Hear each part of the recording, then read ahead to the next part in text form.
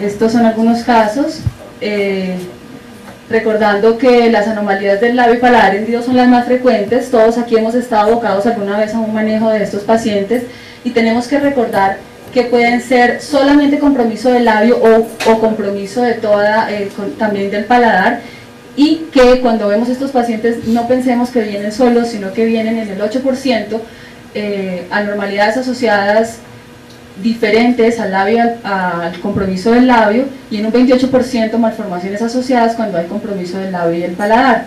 Hay alteraciones de la columna en un 33% y en un 24% malformaciones cardiovasculares. Las displasias frontonasales son un caso ya un poquito más severo, y las fístulas labiopalatinas, que son 14 tipos dependiendo de la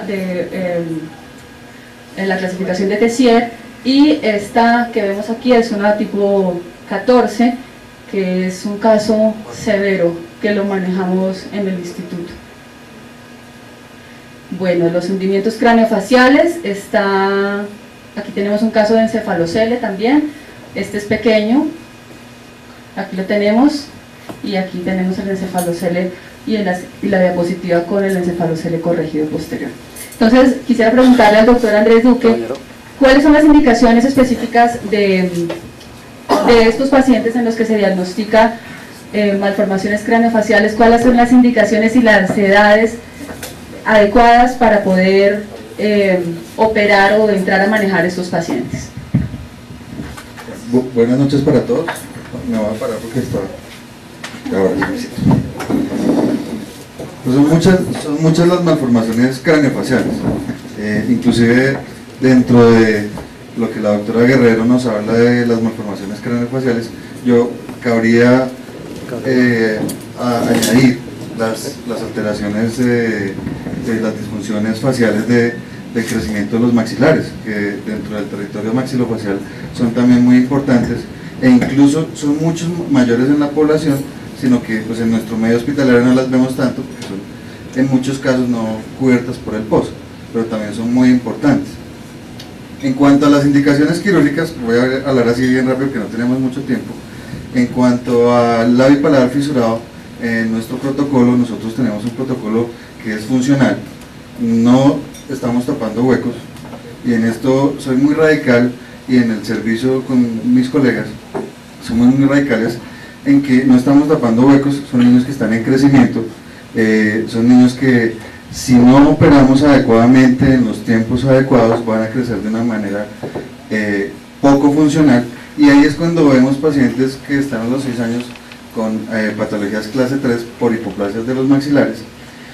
Y dentro de ese protocolo que nosotros tenemos, hacemos cirugía del labio y del paladar blando durante al 6º mes, porque consideramos que es el tiempo en el que el niño tiene todas las condiciones hemodinámicas, las estructuras anatómicas son mucho mejores, y no vamos a crear tantas injurias que van a alterar el crecimiento craneofacial. Es muy usual ver en nuestros hospitales, y respeto esas, como hacen esas cirugías de cerrar paladares completos.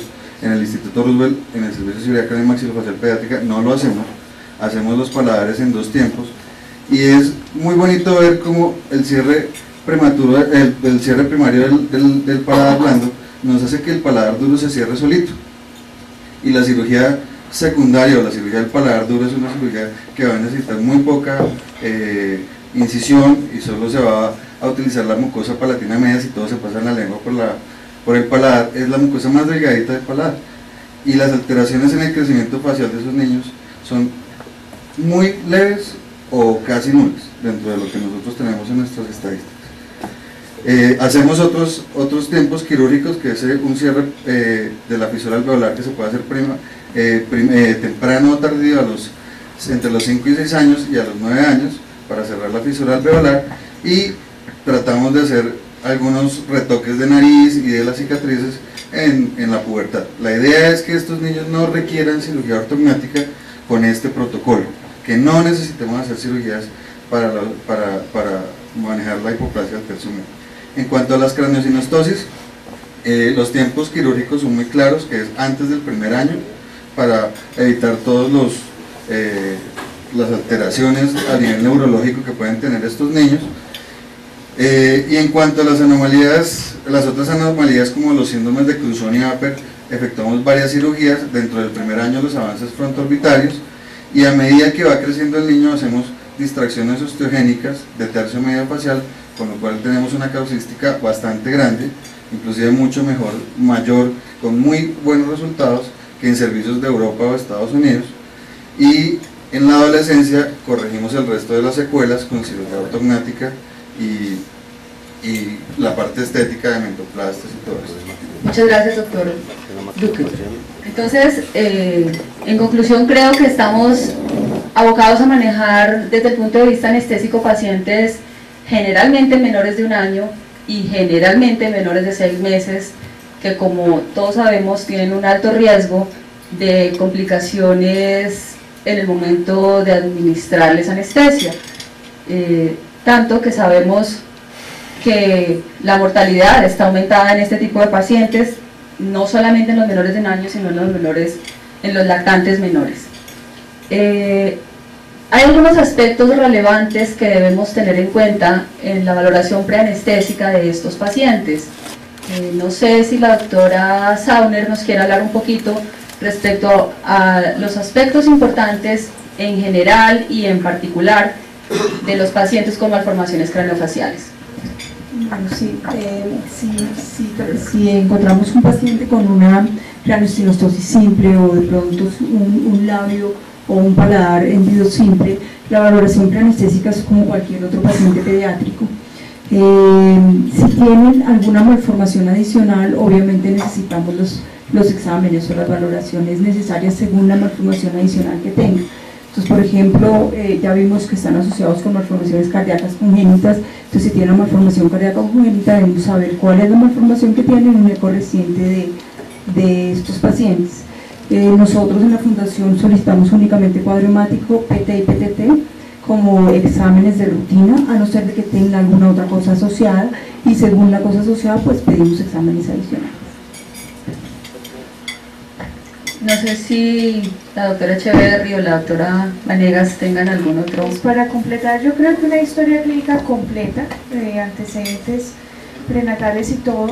Hay una situación especial y son los niños, por ejemplo, de secuencia de Pierre-Robin, en los que es muy importante indagar 2 cosas.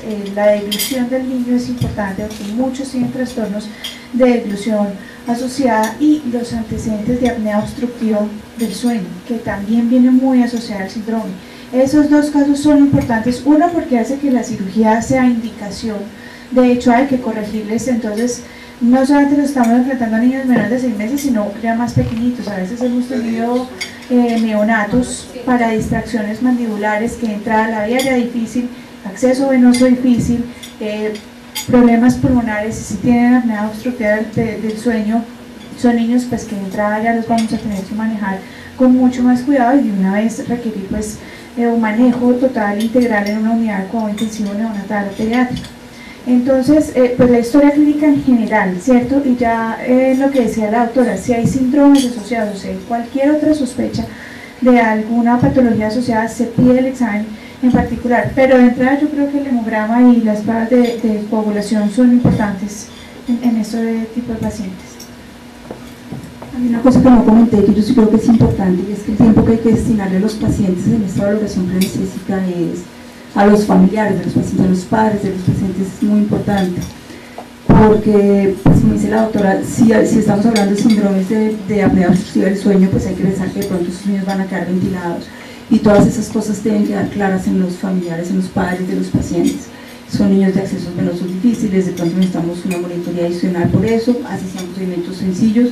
Entonces, aparte de todo lo que ya se ha dicho, el hablar con los familiares es muy importante, explicar todas estas cosas. Otra cosa importante son los síndromes de Apert. Uno ve muchos pacientes, nosotros hacemos en el hospital infantil muchos pacientes, y casi todos son con síndromes de Apert. Estos niños también tienen apneas obstructivas del sueño, y estos producen hipertensión pulmonar. Tenemos muchos problemas durante el intraoperatorio con estos pacientes. Otra cosa que uno valora y le pone mucha atención es a la vía aérea de estos pacientes. Como vimos ahí en las diapositivas,